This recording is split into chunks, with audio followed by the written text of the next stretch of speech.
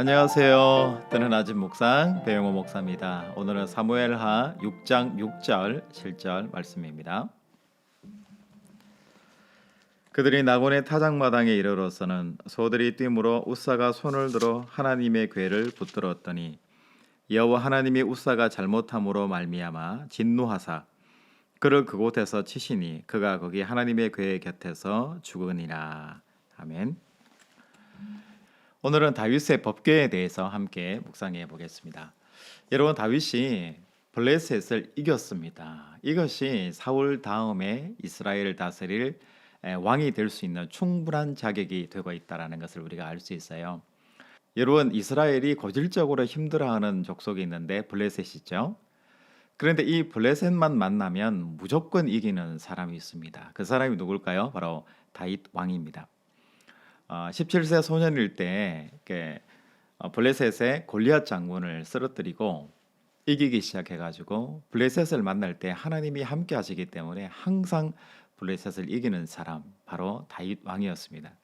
정치적으로 모든 것을 다 이룬 이 다윗 왕이 그 다음으로 가장 소중하게 하려고 했던 것이 뭐냐면 바로 법궤를 다윗성 예루살렘 성에다가 모시고 오는 일이었습니다.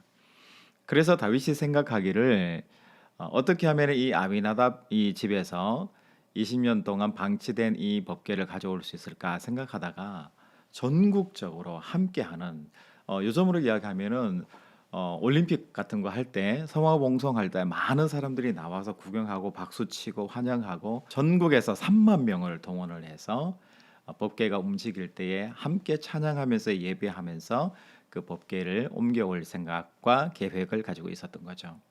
그래서 새 수레에 실어서 우사와 아효가 함께 소를 몰고 이렇게 가고, 또 뒤에 3만 명이나 되는 사람들이 함께 도열을 해서 대장관을 이루고 이 법궤가 얼마나 소중한 것인가에 대해서 전국적으로 알리기도 하고, 또 다윗에게 있어서는 정치적으로도 굉장히 중요한 행사가 아니었나라는 생각을 우리가 해볼 수 있을 것 같아요. 그런데 나곤의 타작마당에 이르러서 갑자기 소가 뛰기 시작하는 거예요. 그러면서 법궤가 넘어지려고 하는 거예요. 그래서 우사가 법궤가 넘어지면 안 되니까 손으로 받쳤는데 바로 그 자리에서 즉사해버리는 엄청난 사건이 벌어지게 된 거죠. 이 사건 때문에 다윗은 크게 기대하고 있다가 크게 절망하고 당황스러운 일이 생겨버리게 된 거죠. 이스라엘 전 국민들이 함께 슬픔에 빠지는 이 일이 생겨나게 된 거죠. 그런데 우리가 이 사건을 한번 생각해 볼 수 있는데요. 하나님은 왜 새 수레에 실어서 법궤를 이방 땅에 있던 것을 다윗성 예루살렘 성 성전 안에다가 모시려고 하는 이 다윗의 의도를 막으셨을까? 왜 많은 사람들의 칭송과 환영을 받는 이 법궤의 이동식을 하나님께서는 기뻐하지 않으셨을까? 우리가 한번 생각해 볼 수 있는 것 같아요. 다윗의 정성이 부족했을까요? 아니면 다윗이 순수한 마음이 그 속에 없었을까요? 여러분, 이렇게 한번 생각해 보시면 좋을 것 같아요. 하나님의 생각과 계획이라는 것이 있고 다윗과 이스라엘 백성들의 생각과 계획이 있다라고 여러분 생각해 보시면, 새 수레에 실어서 3만 명을 동원해서 큰 축제 분위기로 이 법궤를 다시 이스라엘 예루살렘 성으로 모셔오겠다라는 이 다윗과 국민들의 생각과 하나님의 생각에 큰 차이가 있다라는 것을 우리가 알 수 있어야 되겠습니다. 여러분, 민수기 4장에 보면은 법궤를 옮길 때 하나님이 명령하시고 계획하신 것이 있어요. 그것은 레위 자손 중에서 고핫 자손이 어깨로 고리를 걸어서 네 귀퉁이에 걸어서 어깨로 매요. 그러니까 수레에 싣는다든지 아니면 들고 뛴다든지 그런 건 안 되는 거예요. 어깨에 메고 제사장이 하나님이 명령하신 곳으로 옮겨가는 것이, 이것이 뭐냐면 바로 법궤가 이동하는 방식이에요. 그러면 우리는 또 이렇게 질문할 수 있겠죠. 하나님은 되게 고리타분하신 것 같다. 꼭 그렇게 옛날 방식만 고집하셔야 되냐라는 생각을 할 수 있잖아요. 그런데 우리가 하나님의 관점에서 이 법궤 이동을 자세히 한번 생각해 보면, 하나님께서는 인간의 어떤 도움에 의해서, 인간의 방식과 인간의 스타일에 의해서 법궤가 옮겨지고 하나님이 좌지우지 되는 것을 하나님은 원치 않으신다라는 거예요.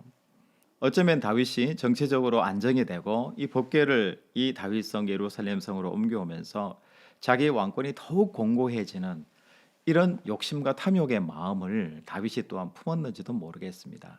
그리고 우사와 아효도 내가 20년 동안 아비나답의 아들로서 이 법궤를 지켰으니까 내가 예루살렘 성까지 내가 옮겨주는 것은 당연하다. 내가 이 하나님의 법궤를 옮겨줄 수 있는 사람이다. 소가 뛸 때 내가 이 법궤를 내가 얼마든지 떠받쳐서 다시 원상복귀할 수 있는 존재다. 이 말은 하나님은 인간의 힘에 의해서 인간의 방식에 의해서 좌우되는 분이 아니시다라는 것을 분명히 성경을 통해서 우리에게 보여주고 계신 거죠. 여러분 현대적으로 우리가 한번 생각해 보면 굳이 하나님이 이렇게 하셔야 되나? 다윗을 이렇게 골탕 먹이셔야 되나? 아니면 우사를 꼭 죽이셔야 되나? 라는 인간적인 생각을 우리가 해낼 수 있는 것 같아요. 그래서 하나님을 도덕적으로 판단하기 이전에 우리의 생각과 하나님의 생각이 있을 때 하나님의 생각이 훨씬 위대하고 선하고 아름답고 하나님이 어떻게 하기를 원하시는지를 묻고 하나님의 방식대로 처음부터 움직였어야 된다라는 것을 우리가 생각할 수 있는 거죠.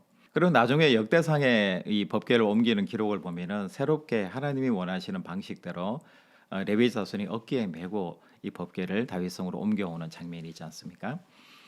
그래서 인간의 어떤 힘이나 권력과 사람이 동원되는 그런 형태의 법궤 이동이 아니라 하나님은 인간에 의해서 좌우되지 않는 하나님은 하나님 스스로의 존재를 가지시는 분이시다는 것을 우리가 존경하고 예비하는 대상으로서 우리가 하나님을 생각할 필요가 있는 것 같습니다. 여러분 제가 부목사로 사역을 할 때 부활절 플랜카드를 하나 달 일이 생겼어요. 여러분 부활절 플랜카드가 단순하잖아요. 예수 다시 사셨다 이렇게 느낌표를 찍고 흰 바탕에 글씨를 새기면 되는 거잖아요.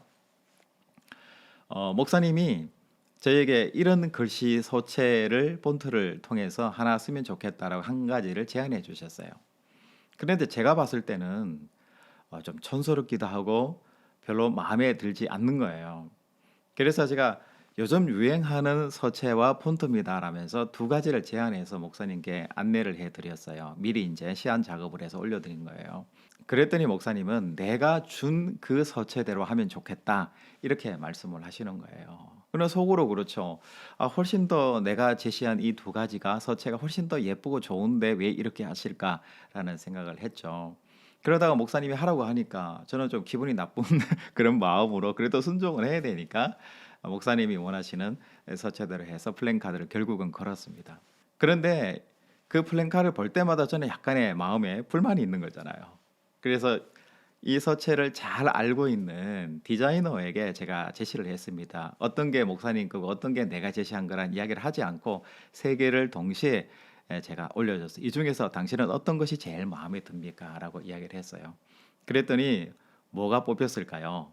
네, 이렇게 담임 목사님이 제시하신 그 플랜카드 서체가 가장 폰트가 마음에 든다고 그 전문가가 그걸 찍은 거예요.